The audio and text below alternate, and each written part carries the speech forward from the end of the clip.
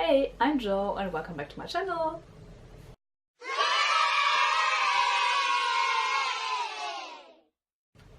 Today's video is my wrap-up video for August, so if you want to know what I've read this month and what I've been up to, just stay! I only read one book this month and I'm really ashamed of that, but I started a second one, but because of school I couldn't finish it in time for August, so I will finish it in September, but nevertheless, I will finish it. The only book I've read this month is a book that I have to read for school, and it's The Reader by Bernhard Schlink. I would like to read the summary to you, and then it's up to you to decide if you want to give that book a chance or not.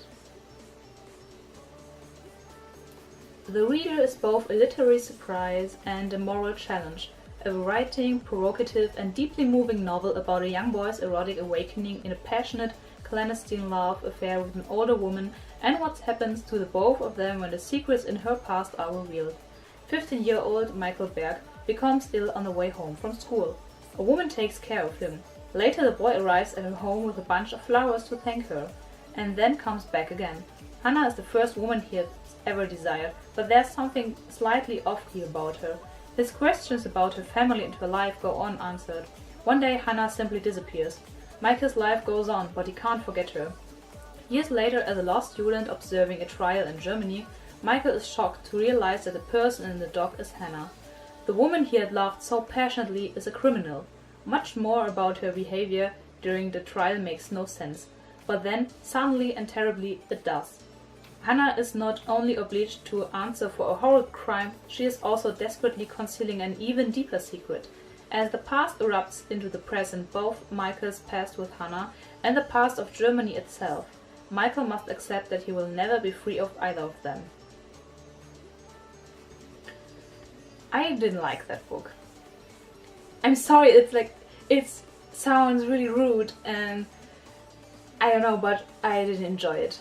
Because the main character tells the story, but there are no emotions that he shows, despite of maybe anger and a desperate need of Hannah's attention.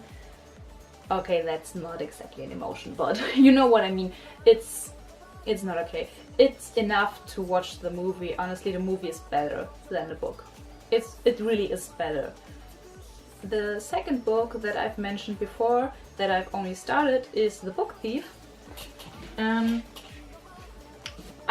really like it. Like, it looks like this. And I have to read, like, this small part is, I don't know, I don't even think it's like 100 pages or something like that. It's like not even 100 pages, as I said. I will read a summary to you because this book is a little different from the others that I've read so far. But it's really refreshing and I love it. My sister just came in and asked if I wanted to eat some sausages. Good! Can't you hear that I'm recording a video? Gosh. The summary. Here's a small fact. You are going to die. 1939. Nazi Germany. The country is holding its breath. Death has never been busier. Liesel, a 9-year-old girl, is living with a foster family on Himmel Street. Her parents have been taken away to a concentration camp. Liesel steals books. This is the story and the story of the inhabitants of a street when the bombs begin to fall. Some important information. This novel is narrated by Death. It's a small story about a girl, the accordionist, some fanatical Germans, a Jewish fistfighter, and quite a lot of thievery. Another thing you should know, Death will visit the book thief 3 times. I won't tell you anything more about the book because my friend Matti and I will buddy read this. We are buddy reading it at the moment. I don't know, maybe she has already finished it, I don't know. But we will make videos about it and they will be on YouTube on the end of September. So look out for them and maybe you will read that book too after we discuss it. Or maybe you better read it before we discuss it because I think there will be spoilers. Also, my birthday was last month on July 28th. and I got a gift from my friend, and it was a book, and I wanted to have this book for 3 years or so, or maybe even longer, I don't know, but for a very long time, and now I finally got it. It's the Shadowhunter Codex.